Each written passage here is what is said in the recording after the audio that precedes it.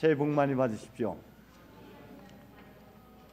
주교님 건강하시고요. 아프지 마시고요. 네. 정유년이 가고 무술년이 시작됐습니다. 한 해가 가고 새로운 한 해가 밝아졌다는 말 안에는 시간이 흘러가고 있다는 것을 담고 있죠. 전에 피정 가서 다리를 건너다가 신우님께서 잠시 멈추라고 하더라고요. 그리고 흐르는 강물을 보라. 강물이 흘러옵니까? 흘러갑니까? 라고 묻더라고요. 저희가 바라보고 있는 것은 강물이 흘러오는 쪽을 바라보고 있었어요. 흘러오고 있습니다 했더니 다시 돌아서서 다시 강물을 보라 그래서 같은 위치이지만 방향을, 내 시선을 어디다 두느냐에 따라서 흘러오기도 하고 흘러가기도 하더라고요. 여러분, 시간이 다가오고 있습니까? 시간이 흘러가고 있습니까? 가고 오고 앞뒤를 다. 시간의 흐름 속에서는 변화라는 단어를 놓을 수가 없습니다. 모든 것은 변하게 마련입니다. 변하지 않는 것은 존재하지 않습니다. 긍정적으로 변하든 부정적으로 변하든 어쨌든 변화 속에 우리는 살아가고 있다는 것이죠. 기독교의 신앙의 여정도 바로 이 변화에 초점을 맞추고 있습니다. 변화의 다른 표현들, 기독교적인 용어로 사용한다면 그것은 성탄이고 그것은 부활이고, 성탄도 변화이고 부활도 변화인 것이죠. 아래서 깨어나는 게 성탄이라면, 비로소 내가 누구인지 알아차리는 것이 성탄이라면, 내가 어디에서 와서 어디로 가야 하는지 그 길에서 다시 쇠약한 무릎을 일으켜 세우는 게 부활의 모습이죠.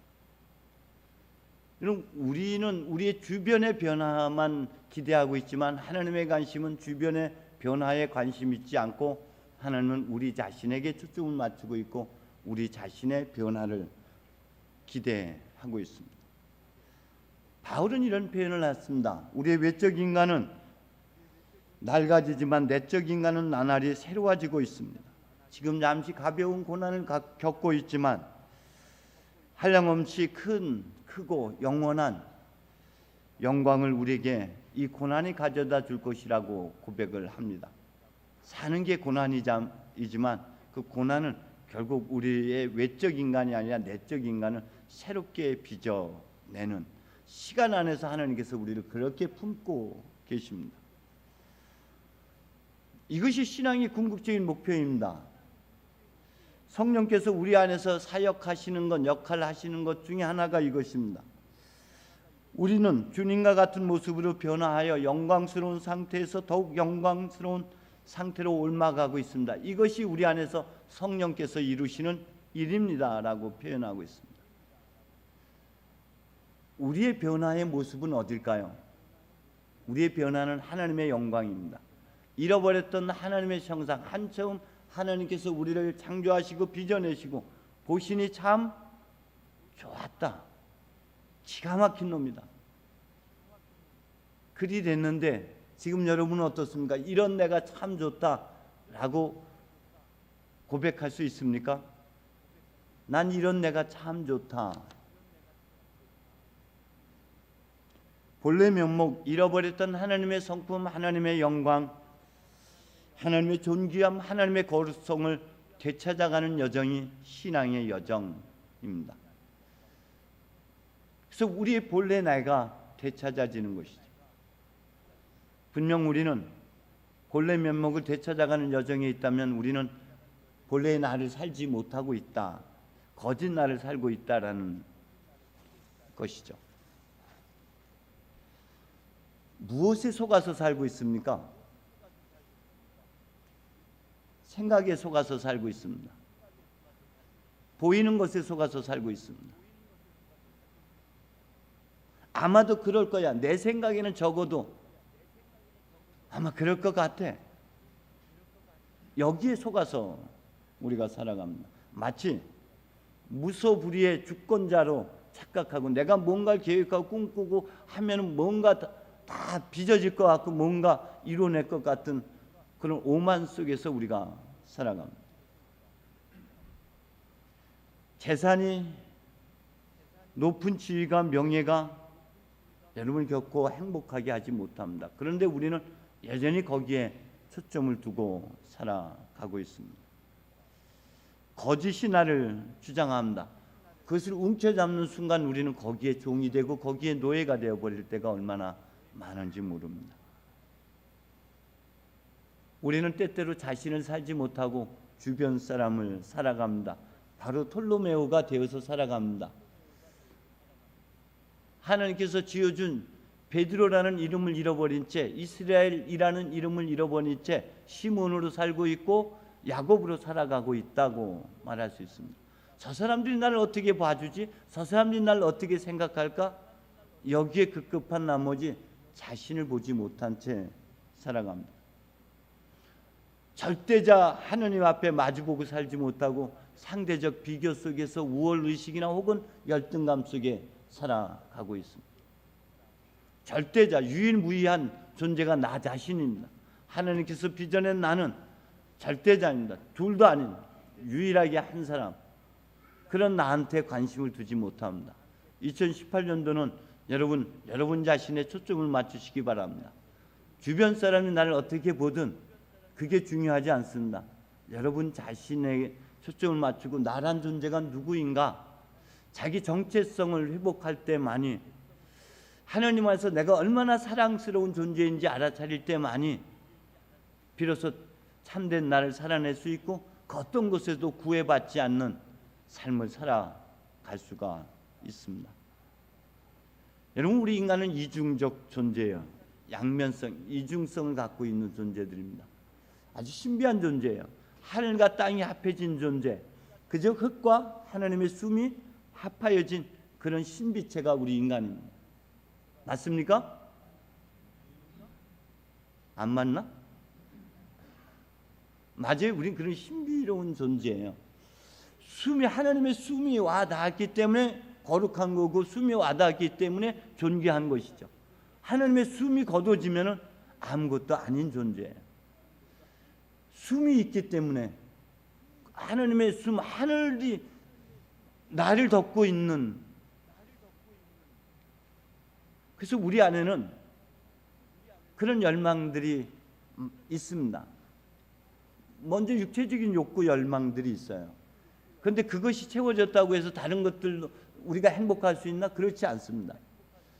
신체적인 욕구를 넘어서서 정신적인 욕구도 채워질 수 있어야 됩니다.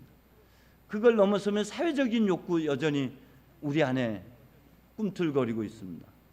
최근엔 세계 보건기구에서 거기 플러스 하나 더 첨가가 됐죠. 영적 건강에, 영적 갈망이 여전히 우리 내면 안에서 몸부림치고 있는 것이죠. 그렇기 때문에 우리 신비체를 잘 보면 육체적인 욕구, 욕망, 무엇을 먹을까, 무엇을 마실까, 이 열망을 하나님께서 외면하지는 결코 않습니다. 그런데 그것이 궁극의 목표는 아니라는 것입니다. 무엇을 먹을까에 대해서는 그 이면에 숨겨져 있는 영적인 욕구는 뭐예요? 사람이 빵으로만 살 것이 아니라 하나님의 말씀으로 말미암아 살리라 했습니다. 우리의 욕구 안에는, 배고픔의 욕구 안에는 하나님의 말씀에 대한 그리움, 한 말씀 하소서 제가 곧 나으리이다, 위로의 말, 격려의 말, 지지의 말, 그 말에 대한, 하나님 말씀에 대한 그리움이 여전히 배고픔 안에 숨겨져 있습니다. 목마름 안에는 하나님의 사랑에 대한 갈급함이 있는 것이죠. 사마리아 사람과의 비유 속에서 그 목마름의 출발점으로 시작했지만은 하나님에 대한 예배로 마무리를 짓게 됩니다. 그것이 우리 내면 안에 숨겨져 있는 영적 갈망들이에요. 사랑에 대한 그리움입니다. 무엇을 입을까에 대한 그리움의 너머에는 뭐가 있습니까? 그리스도 예수를 옷 입고자 하는 갈망이 그 안에 숨겨져 있어요. 하나님의 영광, 하나님의 인격, 하나님의 성품으로 거듭 태어나고자 하는 그런 열망들이 그 안에 숨겨져 있습니다. 우리가 그걸 볼 수 있어야 돼. 금년도 안에는 육체적인 욕구에만 머물러 있지 말고 그것 너머에 숨겨져 있는 영적 그리움, 영적 갈망을 바라보시기를 바랍니다. 그 안에 숨겨져 있는 것들이요. 그것은 어디에 숨겨져 있습니까? 여러분의 심연에, 여러분의 마음 안에, 마음에서 솟구쳐 오르는 것, 마음에 집중하십시오. 생각에 집중하지 마시고 마음에. 그래서 예수께서 그렇게 묻습니다. 너희가 바라는 게 뭐지? 너희가 원하는 게 무엇이지? 생각에서 요구하는 것이 아니라 그 이면에 마음에서 원하는 것, 그것을 우리에게 주님은 끊임없이 묻고 있는 것입니다. 금년도 안에는 그런 물음에 집중하십시오. 여러분의 마음에 집중하십시오. 마음은 흘러가게 마련입니다. 그 흘러가는 마음을 잘 멈춰서 집중해서 보십시오. 생각에 빠져 살지 말고, 아마도 그럴 것 같아, 적어도 내 생각에는 여기에 붙잡혀 있지 말고 그 마음을 여러분 깊이 살피시는 한 해가 되기를 바랍니다. 마음은 물과 같습니다. 샘솟는 물입니다. 그 마음은 사랑이기도 합니다. 성경에서 이렇게 말합니다. 오늘 하나님의 나라와 의를 구하라. 하나님의 나라가 어디에 있습니까? 저기? 여기? 갑자기 침묵이. 하나님의 나라는 결코 저기 있지 않습니다. 루가복음에도 그렇고 성경에서는 하나님의 나라는 여기 있다. 하나님 백성이 사는 곳에 하나님 나라가 옮겨졌습니다.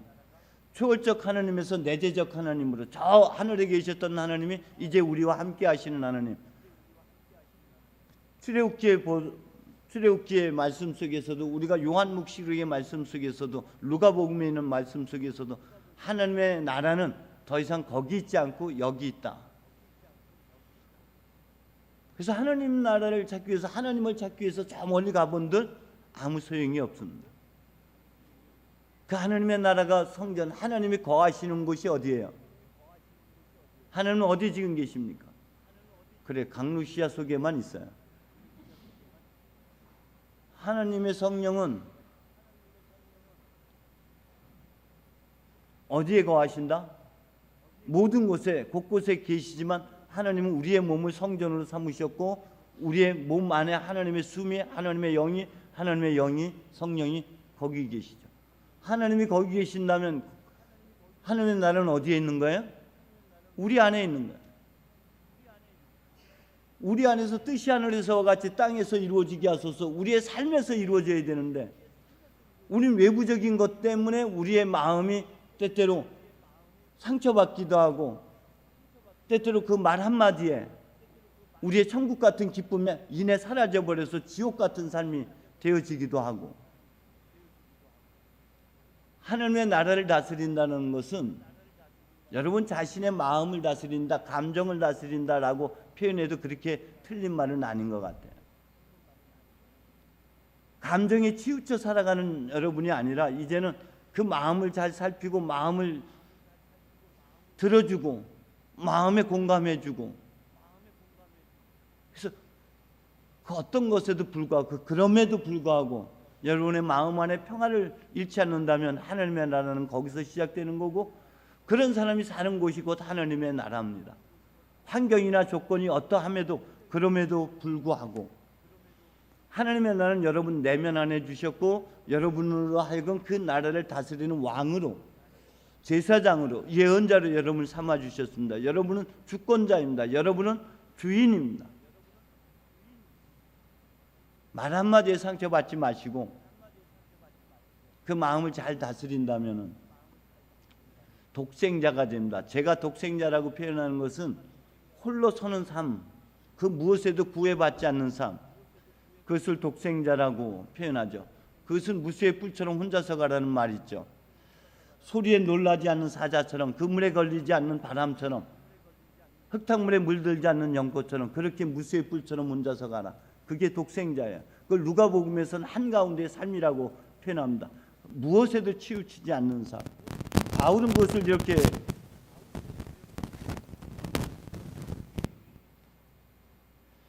그것을 이렇게 표현합니다. 영광을 받거나 수치를 당하거나 비난을 받거나 칭찬을 받거나 언제든지 하나님의 일꾼답게 살아갑니다.